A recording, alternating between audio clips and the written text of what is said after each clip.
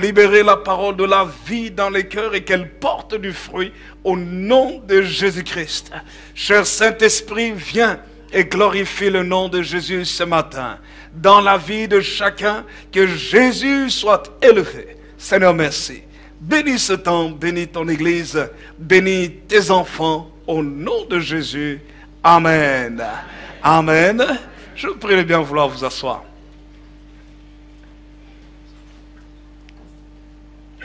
Ce matin, frères et sœurs, je vous invite à prendre votre Bible dans l'épître de Paul aux Galates. Nous lirons ensemble dans l'épître de Paul aux Galates.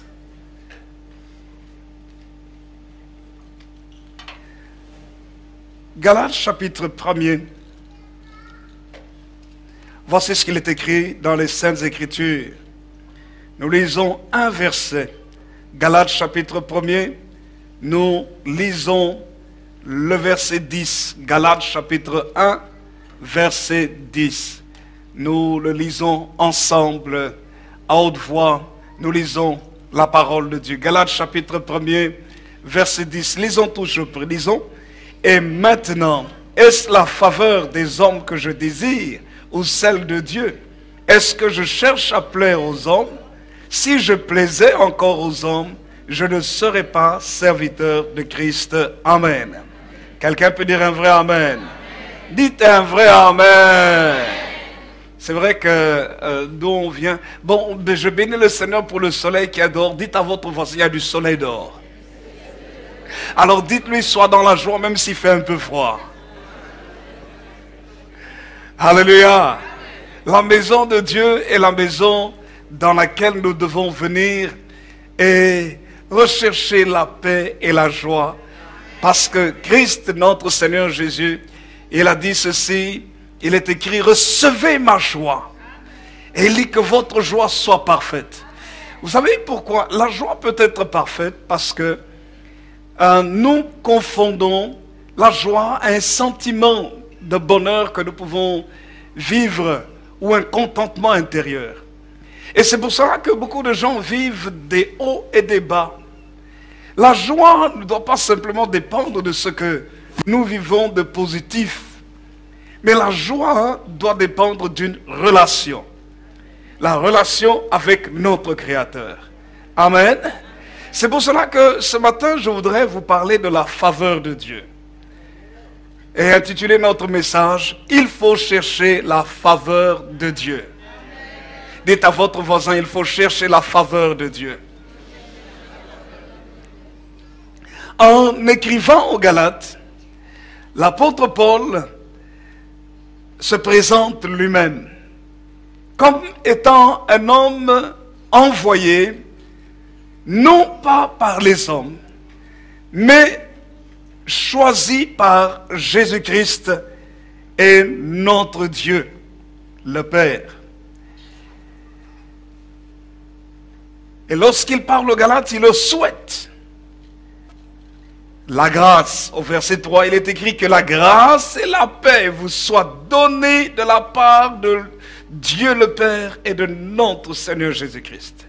Il s'est donné lui-même pour nos péchés, afin de nous arracher du présent siècle mauvais, selon la volonté de notre Dieu et Père, à qui soit la gloire au siècle des siècles. Amen.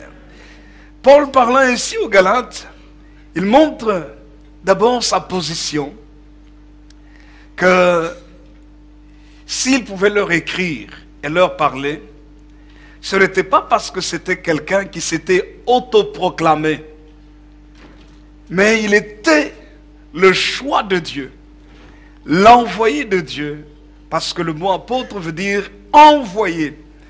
Il était envoyé, le messager du Seigneur, pour pouvoir parler aux hommes, messager du Seigneur Jésus-Christ, et il souhaite ainsi la grâce, qui est la faveur de Dieu, et la paix, le shalom de Dieu aux Galates.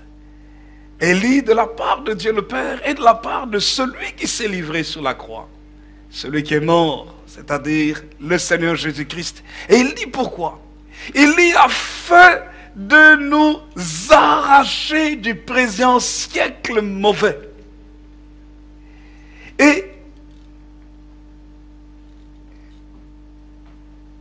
parce que cela est dans la volonté de Dieu notre Père, à qui la gloire doit être rendue dans tous les temps, au siècle des siècles. Nous devons comprendre une chose dans ce siècle-ci. Le siècle dans lequel nous sommes, les choses vont de plus en plus mal. L'être humain n'est pas si bon que ça, bien au contraire, quand nous étudions et nous voyons la manifestation du caractère de l'être humain devient quelque part de plus en plus mauvais. Et c'est ça le problème que nous avons sur cette terre. L'apôtre Paul, parlant à Timothée, dans 2 Timothée au chapitre 3, il montre justement l'état du monde, du siècle présent, dans la fin des temps. Voici ce qu'il est écrit dans 2 Timothée chapitre 3. La description de l'être humain. Le verset 1er de Timothée chapitre 3, verset 1 jusqu'au verset 5. Il est écrit, sache que dans les derniers jours, il y aura des temps difficiles. Dites des temps difficiles. Car les hommes, vous voyez pourquoi on dit pourquoi les temps difficiles?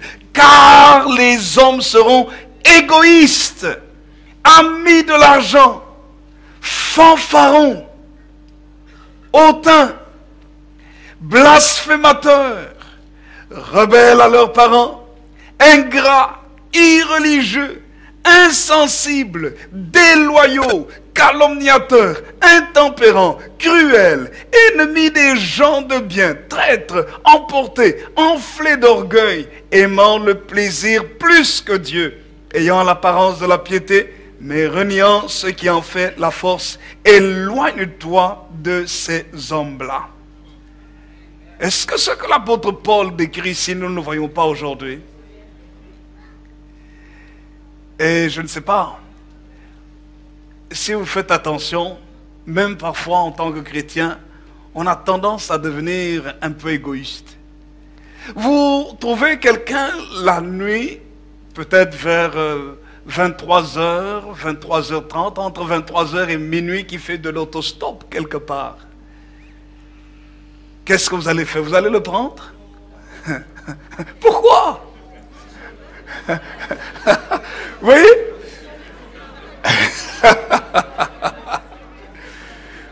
La première réaction que vous tous avez, ce n'est pas une réaction de compassion. C'est une réaction de protection personnelle. C'est un peu de l'égoïsme. Vous ne vous arrêtez même pas de loin pour lui dire, est-ce que ça va? Vous avez un problème. Vous voyez? Mais pourquoi est-ce que vous avez cette réaction? Parce que vous avez entendu, vous avez vu des nouvelles, vous avez vu à la télévision, vous avez entendu des gens qui faisaient de l'autostop et puis bon, on les a pris, ils ont peut-être fait du mal à ceux qui les avaient pris, ainsi de suite. Mais vous savez que tous ceux qui font de l'autostop ne sont pas comme ça. Mais cependant, vous avez embrassé l'attitude de tout le monde. L'attitude de la méfiance. C'est vrai, parce que c'est vrai, comme vous dites, on ne sait jamais sur qui on va tomber. C'est une réalité. On ne sait jamais sur qui on va tomber. Parce que vous pouvez aider quelqu'un et puis vous ne savez pas si cette personne est normale ou pas. Je me rappelle un jour, puis voilà, je roule et puis il y a une dame qui vient frapper à ma vitre. Et puis elle dit, monsieur, est-ce que vous pouvez me conduire quelque part là-bas? Je vais vous dire une chose, je me suis méfié aussi. Mais je l'ai prise. Je l'ai prise à mes côtés. C'était une dame. Ah, même les dames sont dangereuses, on va voir. Maintenant, il faut se méfier. Je l'ai prise. Et puis, pendant que je l'avais prise, je faisais attention. Et puis, j'étais en train de prier à l'intérieur, au fond de mon cœur. Ah, tu ne sais jamais, hein? Et puis, bon, je l'ai déposée. Mais vous voyez, je me suis rendu compte combien nous tous, nous sommes saisis par la pensée de ce monde. Comment, d'une manière comme d'une autre, nous sommes influencés par l'esprit de ce monde. Et comment parfois même nous pouvons devenir égoïstes, sans même nous en rendre compte. Parce que nous sommes influencés par ce que la société nous présente. Mais est-ce que nous devons réellement l'être? Ou est-ce que nous devons être sensibles à l'Esprit de Dieu peut-être pour aider quelqu'un qui est dans un besoin? Je ne dis pas qu'il faut s'arrêter pour toutes les personnes qui font du stop. Non.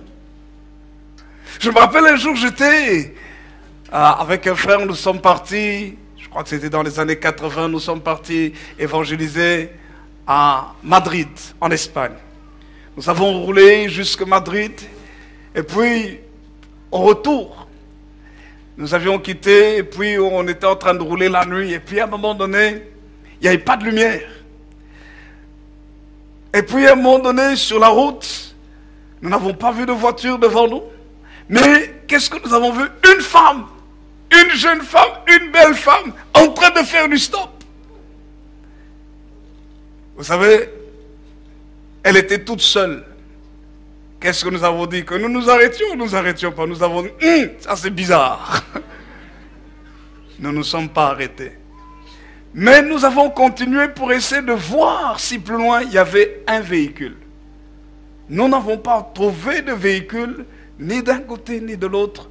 Nous nous sommes dit, peut-être que c'était un piège. Heureusement que nous ne nous sommes pas arrêtés. Frères et sœurs, effectivement, il y a des choses. Et puis nous venons de faire tout un travail d'évangélisation. Entre nous, j'aimerais vous dire, je vous signalais que dans le travail d'évangélisation que nous avons fait, il y avait un homme qui est venu nous voir et nous amener quelque part où il voulait se confesser, dans un endroit vraiment reculé, parce qu'il voulait ouvrir tout son cœur et nous a expliqué comment il était dans l'occultisme, mais à un très haut degré. Comment il avait tué beaucoup d'hommes, beaucoup de personnes par l'occultisme. Comment il pouvait avoir de l'argent sans aucun problème. C'était là en Espagne. Que pour lui, il n'avait pas besoin d'aller travailler pour avoir de l'argent.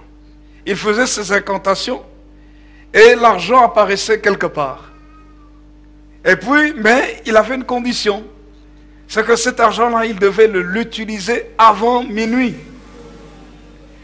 Et c'est comme ça que parfois il allait dans les boîtes et puis dans les débits de boissons, il arrive là, il donne tournée générale, il offre à boire à tout le monde parce qu'il devait vider cet argent le plus rapidement possible. Sinon il avait des problèmes avec les puissances de l'occultisme. Mais c'est après ce travail-là que nous avons rencontré aussi cette femme belle dans le noir. Vous comprenez? Alors, est-ce qu'il fallait s'arrêter? Nous ne nous sommes pas arrêtés. Et nous avons vu que nous avions eu raison de ne pas nous arrêter. Parce que c'était un endroit solitaire.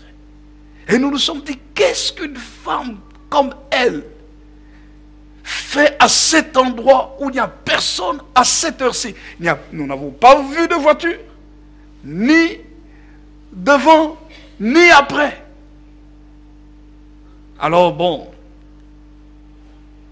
on s'est posé la question, est-ce qu'elle était naturelle ou elle n'était pas naturelle? Point d'interrogation. Nous avons laissé le point d'interrogation. Écoutez, pourquoi je vous dis ça? Vous savez qu'aujourd'hui, un jeune frère m'a expliqué que le degré de l'occultisme dans le monde est tellement fort qu'il y a des jeunes gens qui veulent réellement entrer dans l'occultisme. Et beaucoup de chanteurs sont dans des milieux sataniques. Alors il explique que ces choses-là, moi je n'étais pas au courant que ces choses-là se trouvent même sur Internet. Et que certains jeunes veulent avoir rapidement l'argent parce que même dans l'occultisme, il y a des choses, des incantations qu'ils font pour que l'argent apparaisse. Et c'est comme ça que certains chanteurs ont du succès dans le monde entier, mais ils ont vendu une partie de leur temps, une partie de leur vie pour le succès. Et c'est comme ça que vous entendez que des chanteurs qui font un travail, qui ont fait des choses extraordinaires, et ces chanteurs-là meurent tôt. Ils ont du succès, mais meurent tôt. Parce qu'ils ont vendu des années de leur vie en faisant des pactes avec le diable. C'est ce que la Bible dit. Amis de l'argent. Et aujourd'hui, comment est-ce que des gens peuvent faire du mal aux autres juste pour de l'argent? L'argent est devenu un maître plutôt qu'un serviteur. L'argent doit être un serviteur. Dites à votre voisin, l'argent doit être un serviteur. Dites-lui pas un maître. Amen. Ça doit être un serviteur. Fanfaron, nous disent les Saintes Écritures. Hautain, blasphémateur. Comment des gens se moquent de Dieu aujourd'hui. Ont des sales blagues sur Dieu. Ça, c'est les hommes. Rebelles à leurs parents. Regardez aujourd'hui comment les enfants sont prêts à tenir leurs parents à la gorge et prêts à se battre avec les parents. C'est de la folie, mais c'est biblique. La Bible dit c'est l'esprit des temps de la fin, où les enfants seront rebelles à leurs parents, ingrats, sont incapables de remercier quelqu'un qui leur a fait du bien. C'est l'ingratitude. Insensibles, irreligieux entre nous. Est-ce que nous aussi, nous ne sommes pas en train de devenir insensibles avec tous ces films où on voit l'hémoglobine, la couleur du sang est en train de jaillir et toutes ces mauvaises nouvelles qu'on reçoit tous les jours à la télévision, dans les informations, on a tué tel, les guerres, on montre des cadavres. Qu'est-ce que ça nous fait maintenant? On devient insensible parce qu'on est influencé par l'esprit du monde.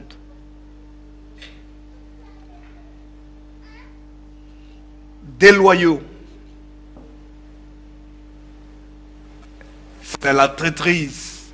On prend un engagement, mais on ne le respecte pas. Calomniateur. Regardez comment les gens racontent toutes sortes de mauvaises histoires sur les autres. Quelqu'un qui ne t'a rien fait, mais la façon dont on parle de cette personne, c'est comme si on la connaissait et connaissant tout le mal qu'elle a fait. Et on invente, il y a tellement de menteurs, des calomniateurs, des gens qui parlent mal des autres, à qui on donne un ongle, mais ils prennent tout le bras. Calomniateur, intempérant, c'est la colère. Manque de maîtrise, s'emporte facilement, emporté, cruel, ennemi des gens de bien, enflé d'orgueil. Moi, et moi. Vous voyez? Ça, c'est l'état des hommes. Aimant le plaisir plus que Dieu. Ah, c'est une réalité. Aujourd'hui, tout le monde veut avoir le plus possible de plaisir. Les gens veulent se réjouir tant que ça peut lui faire plaisir. C'est bon. Aimant le plaisir plus que Dieu. Pourquoi est-il écrit aimant le plaisir plus que Dieu? Écoutez, c'est parce que la Bible dit que tout est permis, mais tout n'est pas utile. et je ne peux pas me laisser asservir par quoi que ce soit. Le plaisir a été créé par Dieu. Mais Dieu veut que nous soyons dans un saint plaisir, dans un bon plaisir, un plaisir qui cadre avec ses principes. Parce que tout plaisir qui ne cadre pas avec les principes de Dieu, tôt ou tard conduit à la tristesse. Tôt ou tard conduit au brisement des cœurs. Tôt ou tard conduit au malheur, au mal. Regardez un peu Adam et Ève. Quand Adam et Ève ont mangé le fruit défendu, il était bon ou il était mauvais? Répondez-moi, lecteur de la Bible. Le fruit était bon. C'est vrai? Vous êtes sûr que le fruit était bon? Non, répondez-moi s'il vous plaît. Est-ce qu'il était bon? Oui, il était bon. Regardez ce que la Bible dit. Genèse chapitre 3. Il est écrit ceci au verset 6. La femme vit que l'arbre était bon à manger et agréable à la vue, et qu'il était précieux pour ouvrir l'intelligence. Et elle prit de son fruit et en mangea. Elle en donna aussi à son mari qui était auprès d'elle, et il en mangea. À ce moment-là, le fruit était-il bon ou il était mauvais? Il était bon. Et en fait, quand la parole de Dieu décrit le fruit défendu qui a été mangé, nous voyons qu'en fait, il était bon dans beaucoup de sens, dans plusieurs sens. En fait, pour l'être humain, du point de vue de l'homme, le fruit était très bon à tous les niveaux. Regardez, à quel niveau? La Bible dit, premièrement, le fruit était bon à manger, c'est-à-dire dans la satisfaction de la chair. La satisfaction de la chair, c'était bon à manger. Dans le goût, le corps ressentait le goût de ce fruit et c'était bon. Et aujourd'hui, combien de personnes ne cherchent pas la satisfaction de la chair et disent, mais c'est bon, tant que c'est bon, il n'y a pas de problème. Mais pour l'instant, il n'y a pas de problème. Regardez, il était non seulement bon à manger, mais il était agréable à la vue. La satisfaction de tous les sens et en particulier la vue. Nous tous, nous aimons ce qui est beau. Beau à regarder. Quand vous avez une femme qui est belle à côté de vous, vous la regardez. Quand vous avez un bel homme qui est là à côté, vous le regardez. Quand vous avez des beaux meubles, vous les regardez. Quand... regardez la personne à côté de vous. C'est une belle personne. Alléluia. Nous aimons regarder les belles choses. Des beaux vêtements, nous aimons les regarder. Des belles voitures, nous aimons les regarder. Ceux qui aiment les motos, vous regardez des belles motos. Nous aimons ce qui est beau. Les bijoux, les belles pierres précieuses, on aime les regarder. Parfois, vous pouvez passer, même si vous n'avez pas d'argent, vous arrivez, surtout les dames, vous arrivez devant une bijouterie. Vous regardez, vous regardez, vous regardez. Vous pouvez passer des minutes et des minutes, parfois même des heures, à faire du shopping. Le shopping avec les yeux, sans le portefeuille. Parce que vous contemplez, vous regardez, vous regardez, vous regardez. Les yeux, la Bible dit, les yeux ne disent jamais assez. Les yeux ne se rassasient jamais.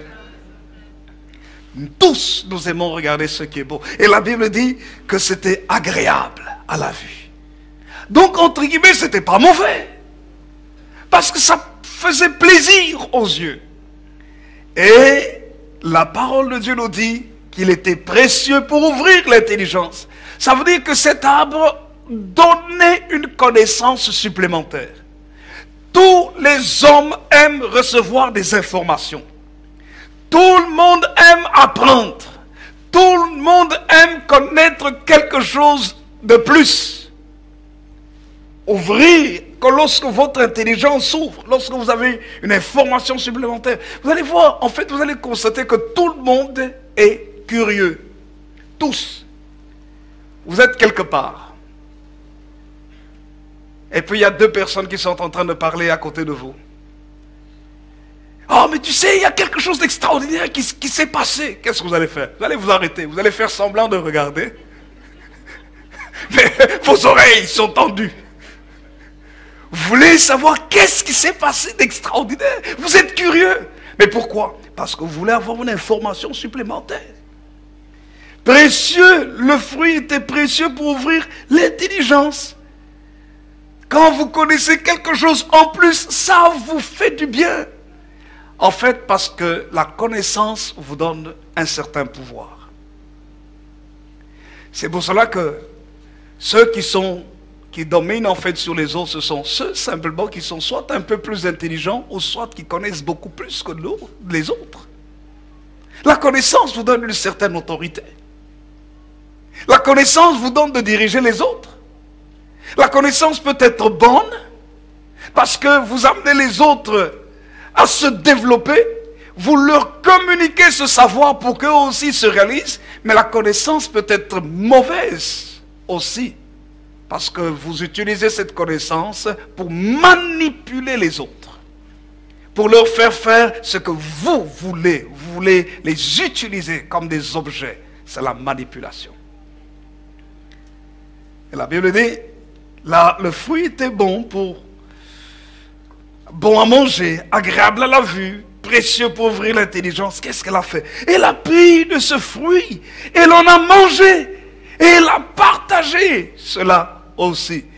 Et vous allez constater que les hommes aiment partager tout ce qu'ils trouvent aujourd'hui, le plaisir comme le mal. Tout le monde aime partager aujourd'hui. Mais le résultat, quel a été le résultat? Ça, c'était pour plaire à l'être humain. Plaire à l'être humain, l'homme et la femme, c'était parfait.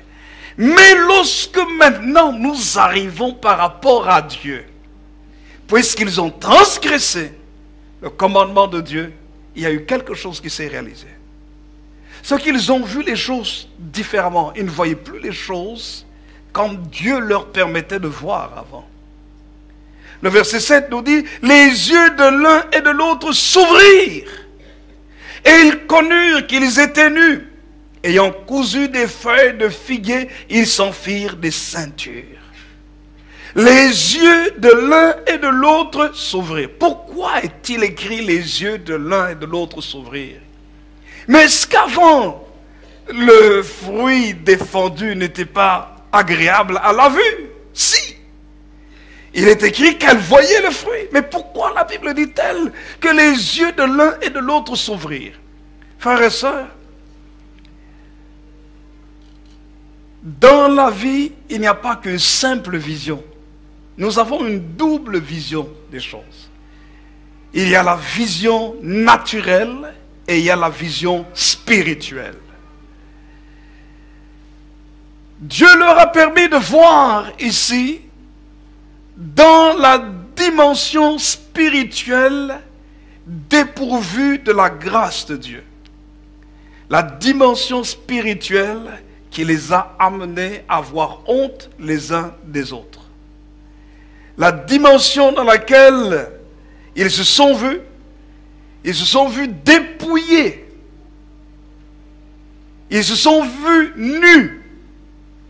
Quelque part, quelqu'un a dit que c'est lorsqu'ils ont péché contre Dieu, parce que ça, ils ont péché. Ils se sont fait plaisir, mais par rapport à Dieu, ils ont péché, ils ont transgressé le commandement de Dieu. Et puisqu'ils ont transgressé le commandement de Dieu, comme quelqu'un a dit, la gloire de Dieu les a quittés.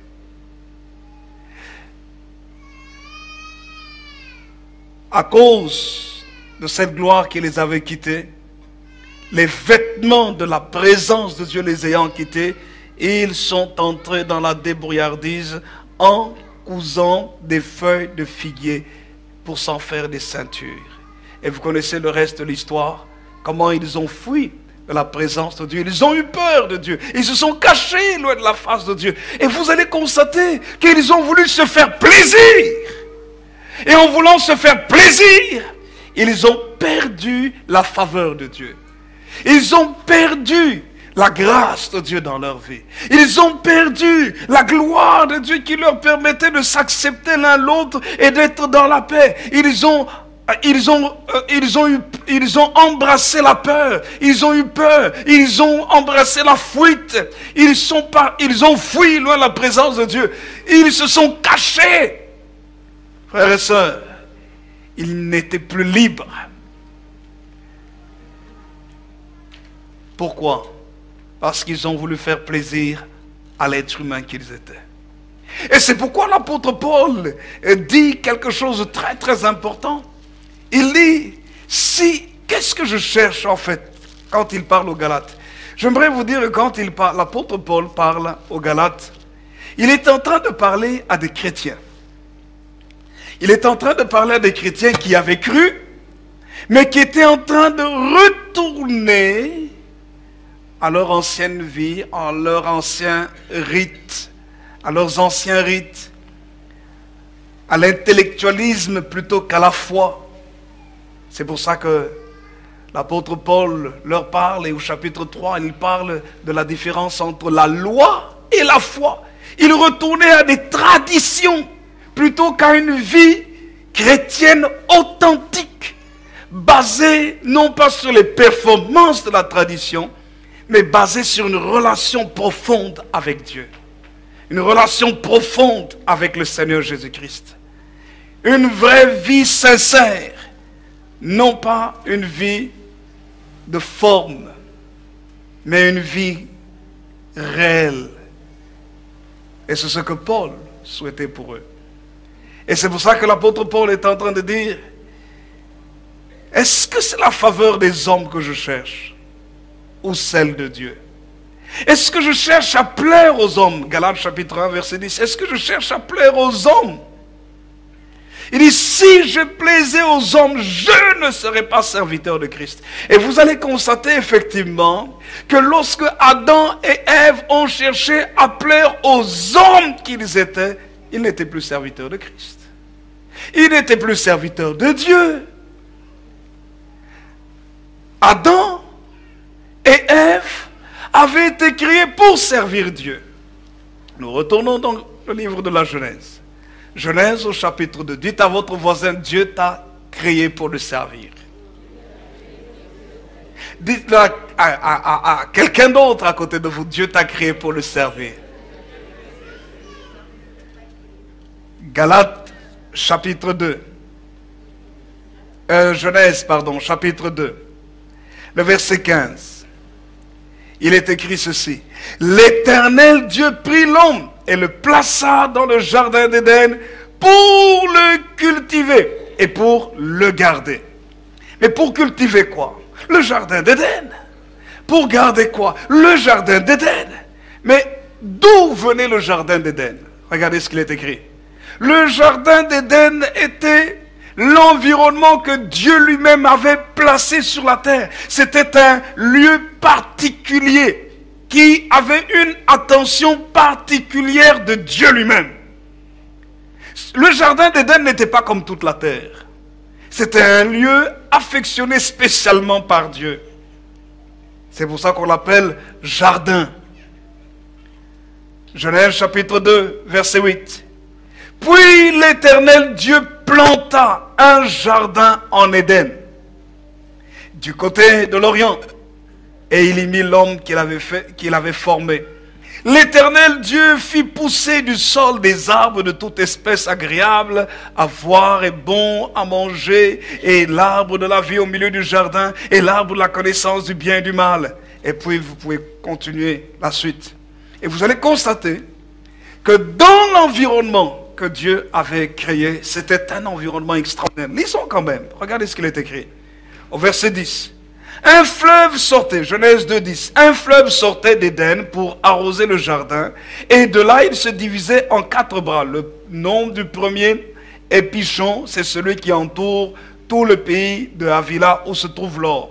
L'or de ce pays est pur. On y trouve aussi le bdellium et de la pierre d'onyx. Le nom du second fleuve est Gihon, c'est celui qui entoure tout le pays de Cush. Le nom du troisième est Hiddekel, c'est celui qui coule à l'orient de la Syrie. Et le 4e fleuve, c'est l'Euphrate.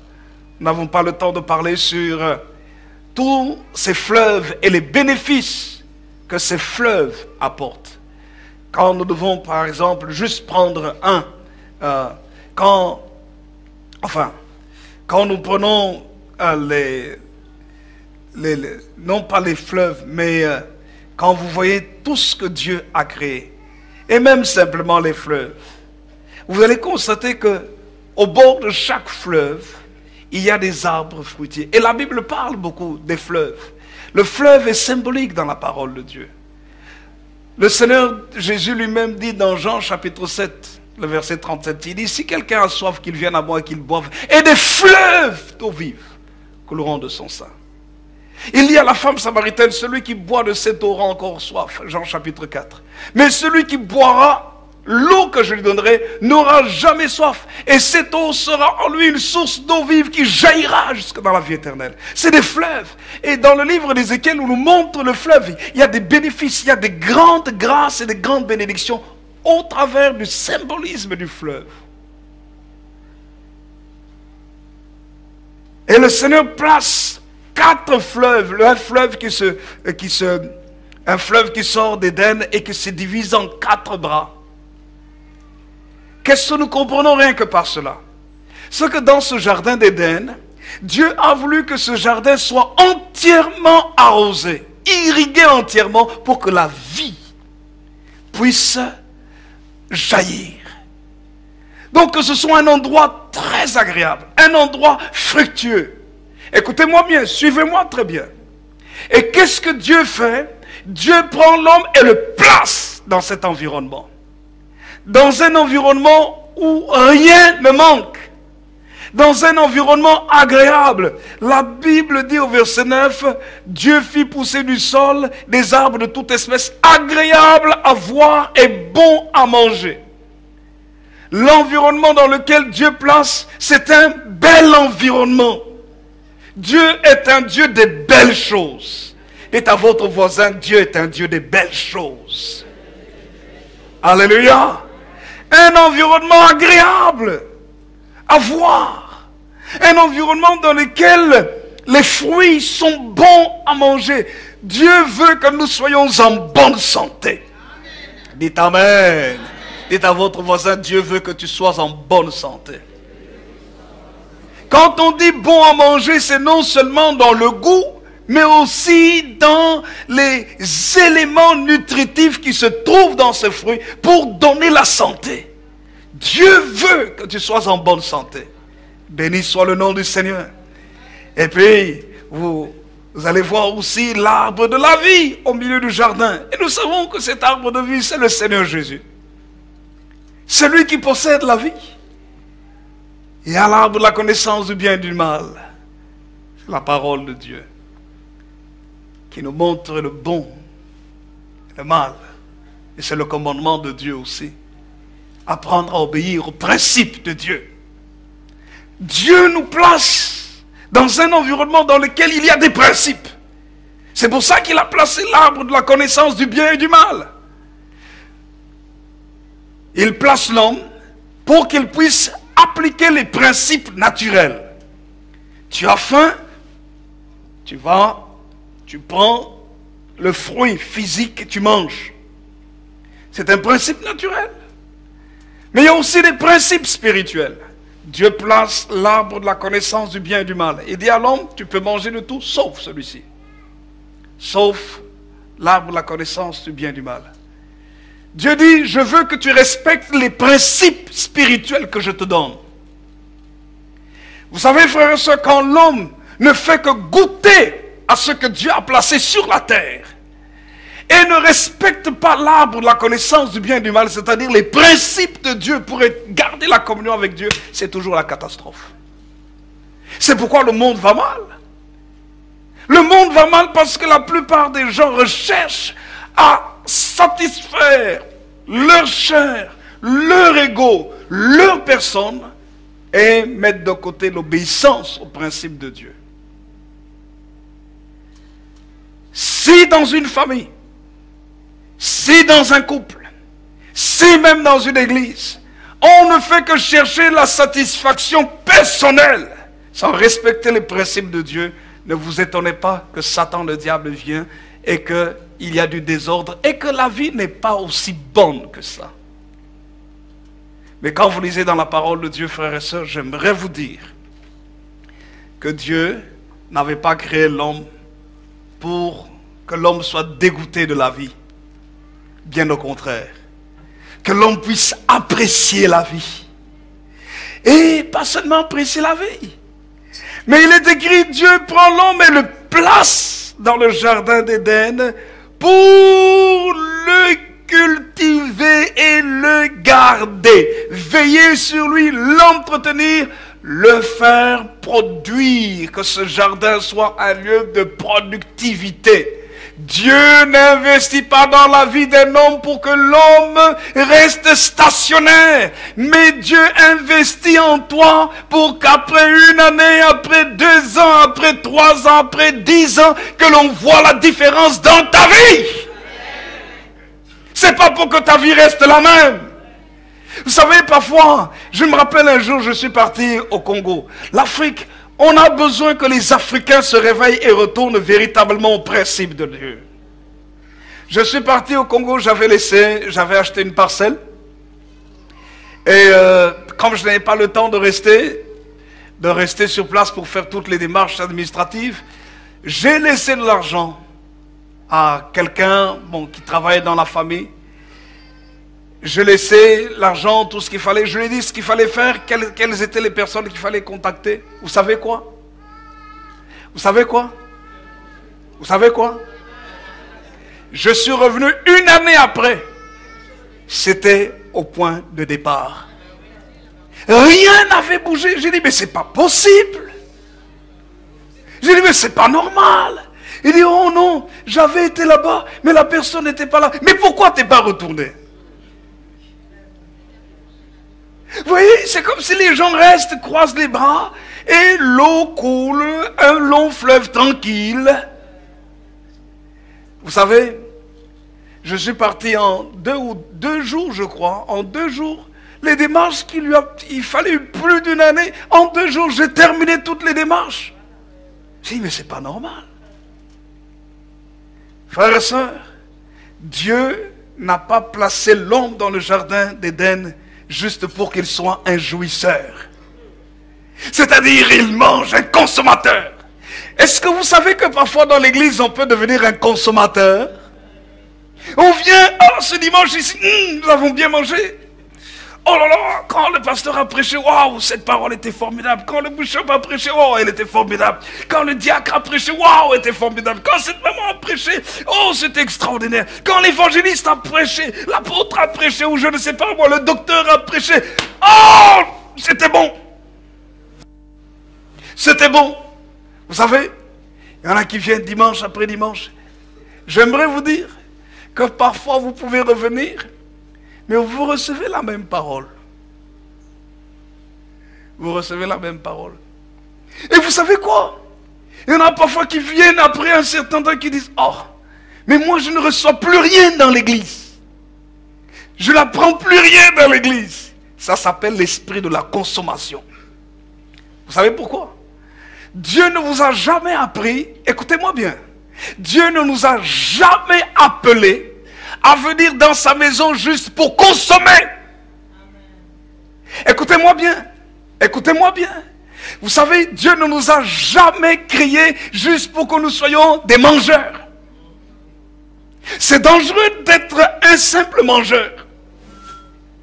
Vous savez pourquoi? Si tu restes chez toi à la maison, tu ne fais que manger. Il est bon ce gâteau. Je le mange. Ah, cette tarte, elle est formidable. Oh, non, pas le coca, le jus d'orange. Il est bon, il est bon. Et puis, ceux qui aiment le foufou, oh, ce gros foufou. Cette chikwang, c'est bon, c'est bon. Et tu ne bouges pas. Oh, cette viande, oh, ce ragoût d'agneau, ou bien je ne sais pas moi, ce tourne-dos, cette cantalon, c'est autre. Oh, c'est merguez pour ceux qui aiment les merguez. Et tu ne fais que manger. Qu'est-ce que tu auras? Des problèmes. N'est-ce pas? Tu auras des problèmes. Tu auras des problèmes, crise de foie. Enfin, tu peux avoir des problèmes sérieux d'indigestion. Tu passes pendant quelques heures à l'endroit où seul le roi va tout seul.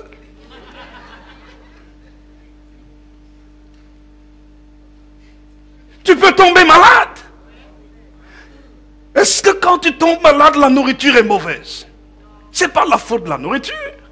Dieu te permet de consommer pour que quand tu consommes, tu utilises l'énergie que la nourriture t'a donnée. C'est-à-dire, tu dois faire quelque chose avec ce que tu as reçu. Tu dois marcher, tu dois agir, tu dois gérer le milieu dans lequel tu es. C'est la même chose dans la vie spirituelle, dans la vie chrétienne. Nous recevons la parole de Dieu pour que nous puissions cultiver le champ de Dieu. Nous devons entretenir le champ de Dieu. Mais c'est quoi le champ de Dieu?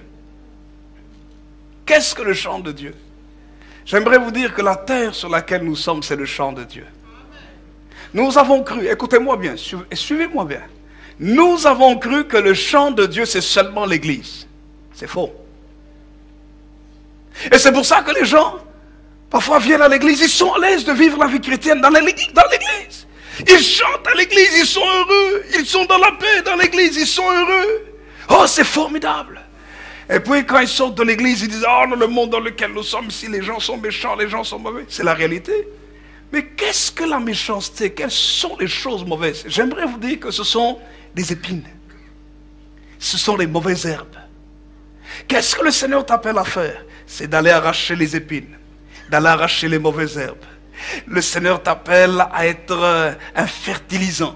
Le Seigneur t'appelle à être celui qui va libérer l'insecticide spirituel pour détruire les microbes spirituels, c'est-à-dire le mal, le péché. Le Seigneur t'appelle à être un fleuve d'eau vive. Pourquoi? Pour que là où c'est sec, les gens sont secs dans leur cœur. Les gens ne sont pas gentils. Les gens n'ont pas d'amour. Mais toi, tu viens par ta présence, tu les arroses.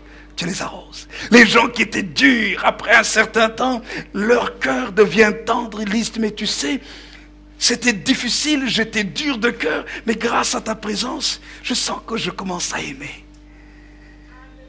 Alléluia. C'est ça la vie chrétienne. À quoi ça sert? Écoutez-moi bien. À quoi ça sert de venir dimanche après dimanche dans l'église si nous sommes incapables d'influencer notre environnement? Pour le cultiver, pour le garder, n'est-ce pas? Ça veut dire par là que le Seigneur nous appelle à être des porteurs de bénédiction. Tu ne peux pas être un vrai enfant de Dieu. Suivez-moi bien. Tu ne peux pas être un vrai enfant de Dieu sans que tu sois porteur de la bénédiction. Un vrai enfant de Dieu est porteur de la bénédiction. Un vrai enfant de Dieu est porteur de la présence de Dieu. Un vrai enfant de Dieu est porteur de la puissance de Dieu. Un vrai enfant de Dieu est porteur de la sagesse de Dieu. Un vrai enfant de Dieu est porteur de l'amour de Dieu. Un vrai enfant de Dieu est porteur du caractère de Dieu. Un vrai enfant de Dieu est porteur de la personnalité de Dieu. C'est pour ça que nous nous appelons des chrétiens. Chrétien veut dire comme Christ. Entre nous, quel était le champ de Jésus?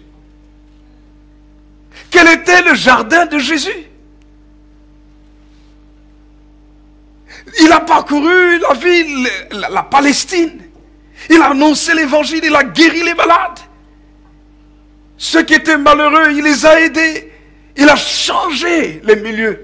Les familles. Il est allé chez Zachée, que tout le monde rejetait. Zachée peut être un escroc dans ses business, dans ses affaires, mais le contact avec Jésus a changé la vie de Zachée. Ça veut dire qu'un enfant de Dieu, même au contact des escrocs, il doit être capable de changer la vie des escrocs. Sinon, il a un problème. Sinon, il a un problème. Tu es un enfant de Dieu, Dieu t'appelle et tu sens dans ton cœur que l'entreprise qui est en train de faire faillite, tu sens dans ton cœur que Dieu t'a appelé dans cette entreprise-là. Mais pourtant, elle est sur une mauvaise pente. Écoutez-moi bien. Si Dieu t'amène là-bas, c'est pour que le système ou le mouvement de faillite s'inverse en mouvement de réussite. Pour quelle raison? Parce que tu es porteur de la bénédiction. Dieu place Adam et Ève dans le jardin d'Éden pour servir Dieu. Pas pour pouvoir juste profiter du jardin. Dieu ne t'a pas placé sur cette terre juste pour que tu profites de la terre, que tu ailles trouver ton employeur et lui dire, voilà, j'ai fait mes heures, j'ai droit à mon salaire. Non, frères et sœurs, c'est pour plus que cela. Le Seigneur nous a appelés à marquer notre environnement. Le Seigneur nous a appelés, écoutez-moi bien, tandis que tout le monde est en train de parler de crise, je ne vois pas dans la Bible que le royaume de Dieu est en crise. Vous me suivez? Je ne le vois pas dans la Bible. Je ne vois pas dans la Bible. Je vois dans la Bible que chaque fois que le monde ou un milieu a été en crise, c'est parce qu'on a mis Dieu de côté. Mais chaque fois qu'on a remis Dieu à la première place, même si cet endroit était en crise, Dieu là a inversé la crise en grâce, en faveur, en bénédiction. Dieu est le Dieu de la vie et de la bénédiction. Frères et sœurs, la faveur de Dieu change notre environnement. La faveur de Dieu doit changer notre famille. La faveur de Dieu doit changer la ville dans laquelle nous sommes. La faveur de Dieu doit changer les personnes avec qui nous sommes en contact, positivement. Parce que Dieu nous a appelés à le servir. Vous voyez, quand Dieu a créé Adam et Ève, c'était pour le servir. Pour le servir. Voilà pourquoi l'apôtre Paul dit, nous retournons dans Galates au chapitre 1er, il lit ceci, si je plaisais, la dernière phrase, si je plaisais encore aux hommes, je ne serais pas serviteur de Christ. Qu'est-ce qui est le plus important? C'est de servir le Christ. Parce que la Bible nous montre que lorsque nous servons le Seigneur, il est écrit ceci dans Jean chapitre 12, le verset 26. Si quelqu'un me sert, qu'il me suive, dit le Seigneur Jésus. Et là où je suis, là aussi sera mon serviteur. Si quelqu'un me sert, le Père l'honorera. Alléluia. Gloire au Seigneur. Gloire au Seigneur. Si quelqu'un me sert, le Père l'honorera. Regardez la suite. Souvent, nous ne lisons pas la suite. Le verset 27. Maintenant, mon âme est troublée. Et que dirais-je? Père, délivre-moi de cette heure. Mais c'est pour cela que je suis venu jusqu'à cette heure. Père, glorifie ton nom. Et une voix vint du ciel. Je l'ai glorifié et je le glorifierai encore. Amen. Frères et sœurs, lorsque même les temps difficiles arrivent quand nous servons le Seigneur, nous pouvons avoir cette certitude, cette assurance que le plan parfait de Dieu se réalisera. Écoutez-moi bien. Souvent, nous avons tendance à croire que les temps difficiles, les épreuves que nous passons, c'est toujours le diable.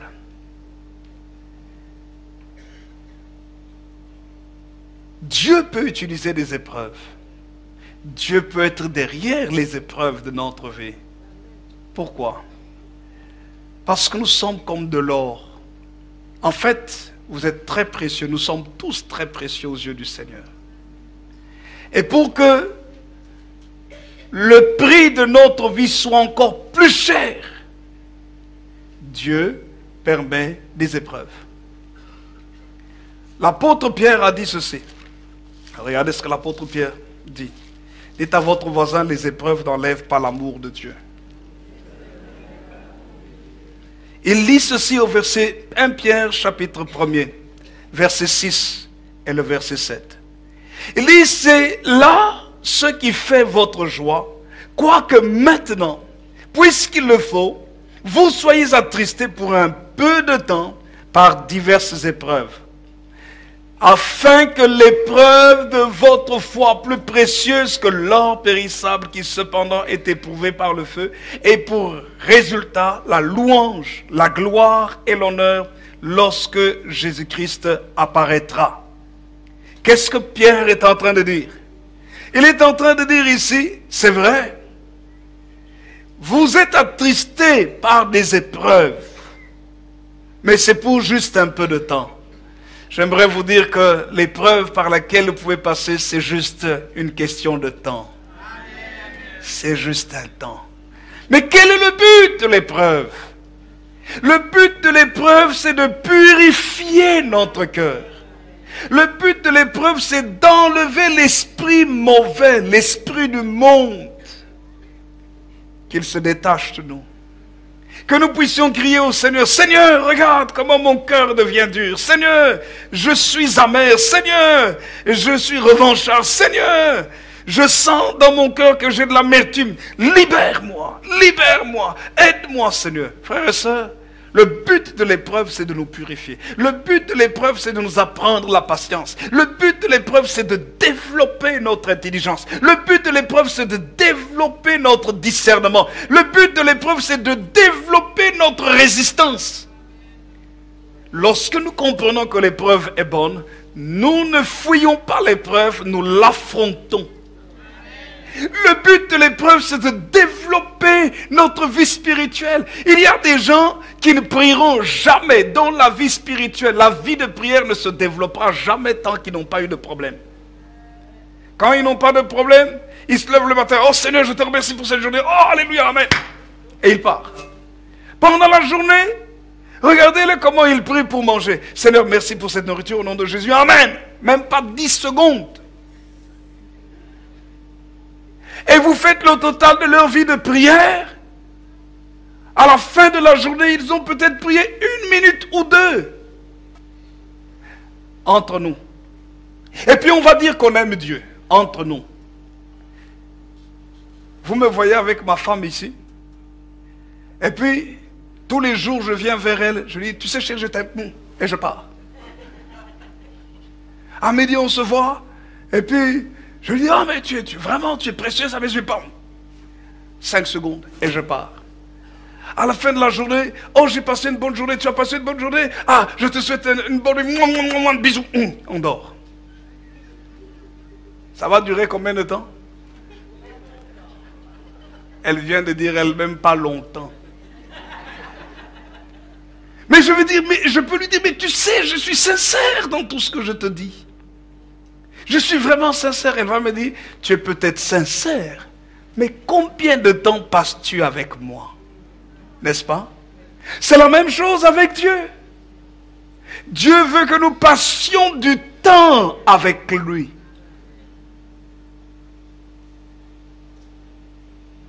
Dieu recherche la relation que l'on doit avoir avec lui.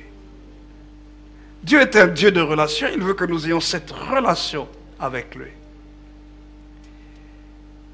Et voyez, frères et sœurs, cette relation est capitale dans notre vie. Pourquoi Dieu veut-il la relation? C'est pour ça que Dieu parfois permet les épreuves.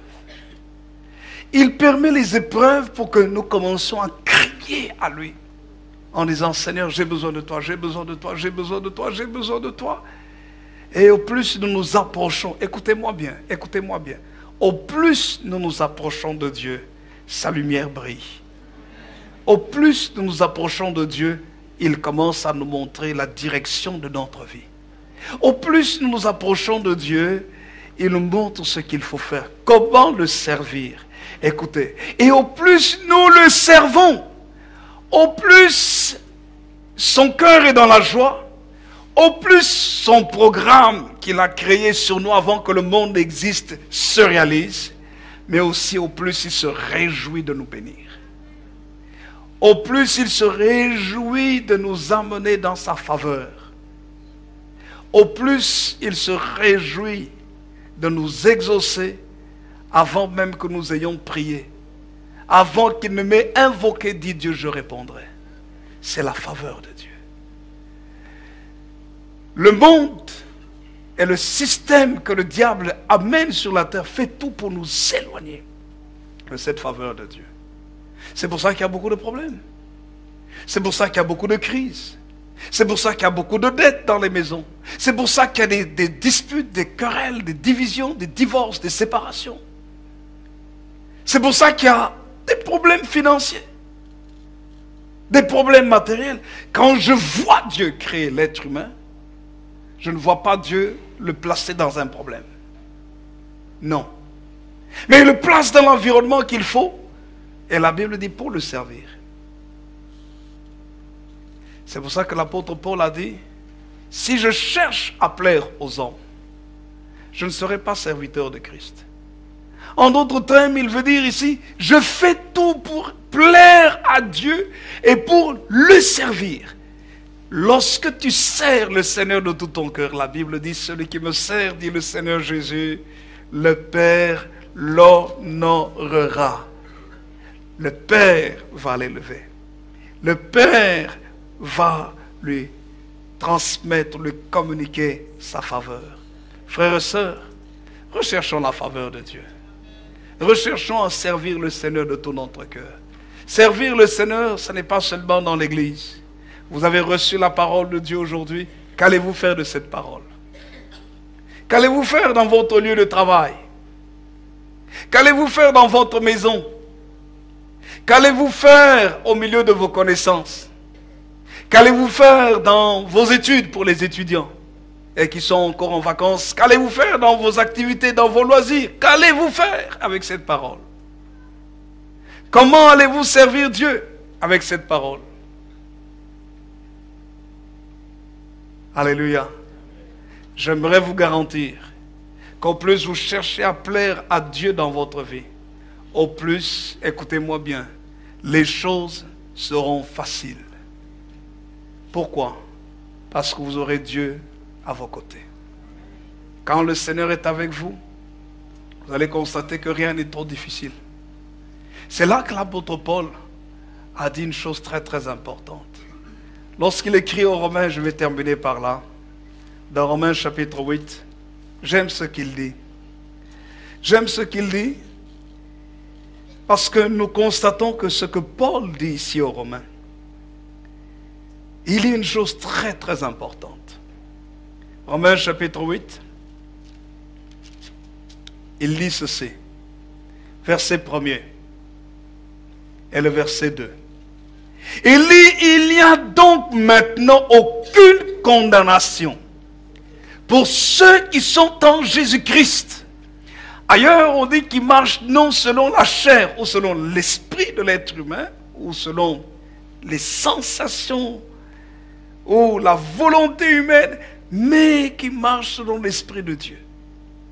Le verset 2 nous dit, en effet, la loi de l'esprit de vie en Jésus-Christ m'a affranchi de la loi du péché et de la mort. Suivez-moi bien, et je vais terminer. La loi de l'esprit de vie en Christ. Ça veut dire qu'en Jésus se trouve la vie. Qu'est-ce que la vie?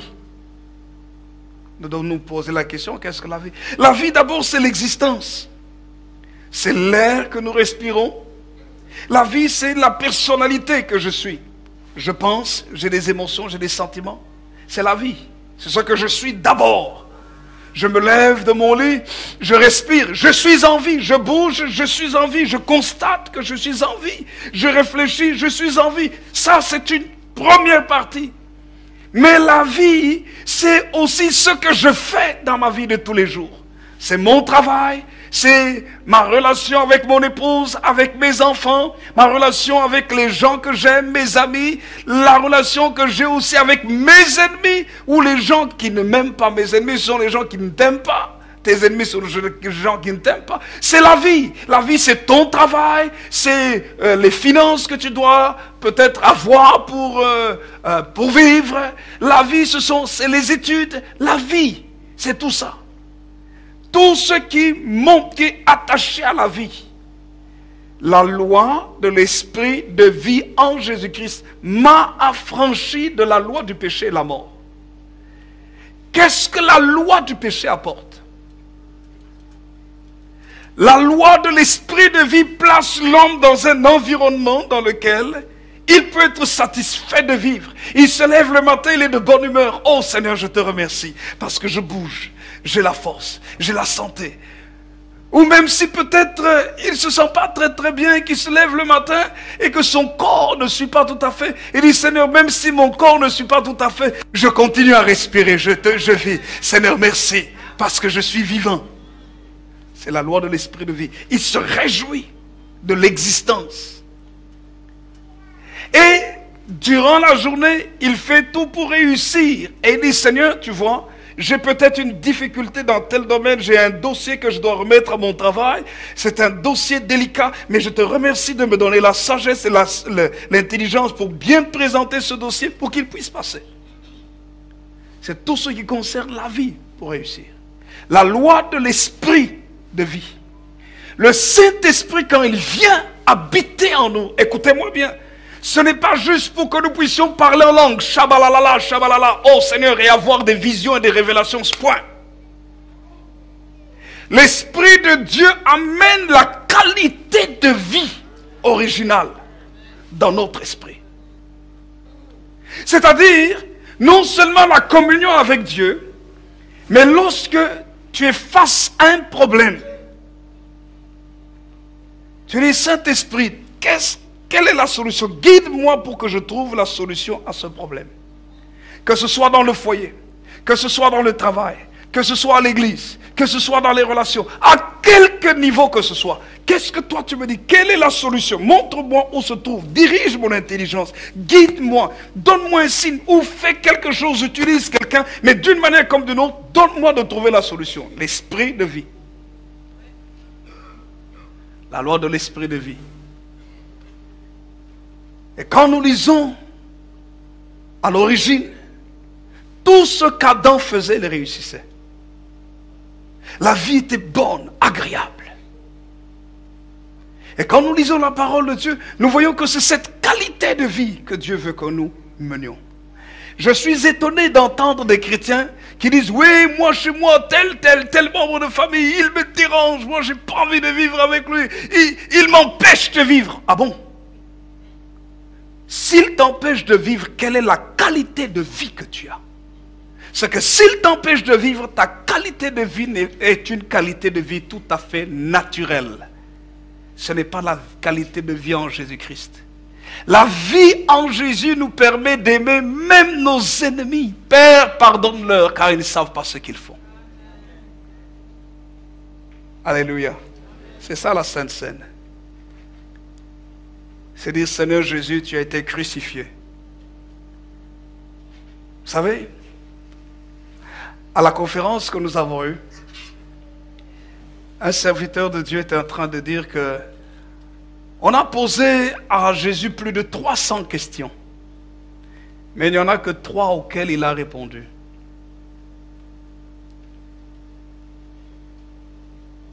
Pour dire que le Seigneur Jésus n'avait pas besoin de s'attarder sur des futilités,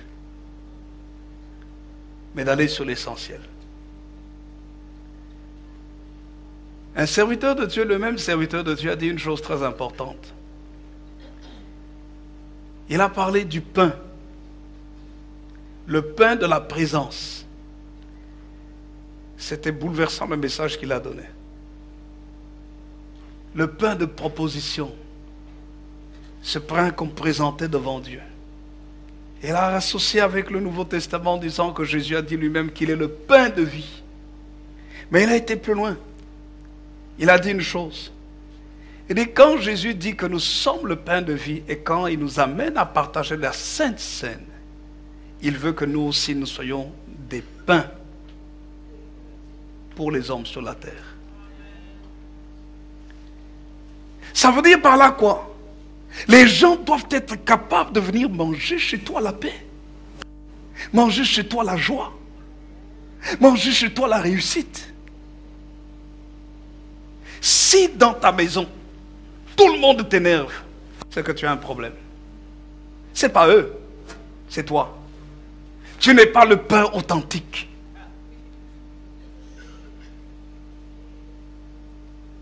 Tu es le pain rassis, le pain sec, le pain moisi. Vous n'avez jamais constaté que quand il y a du pain sec et du pain moisi, ça énerve? N'est-ce pas? Il y a du pain moisi. Mais en fait, qu'est-ce que ce pain fait ici? Mais vous n'avez jamais constaté que quand le pain est chaud, même quand vous n'avez pas envie de le manger, il est chaud, il est tout bon, il vient de sortir du four, il sent le pain frais. Qu'est-ce que vous avez envie de faire? Vous avez envie de le manger, ça donne la joie. Et c'est ce pain-là que le Seigneur nous appelle à être. Le pain qui donne la vie, comme Jésus était le pain de vie. Alléluia. Frères et sœurs, soyons le pain dans nos maisons. Alléluia. Mais soyons le pain aussi dans le monde. Et lorsque nous serons ce pain-là, nous allons attirer la faveur de Dieu.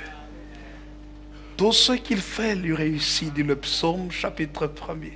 Et vous comprendrez que chaque chose que vous toucherez, vous êtes électronicien, la réussite vous accompagnera dans l'électronique.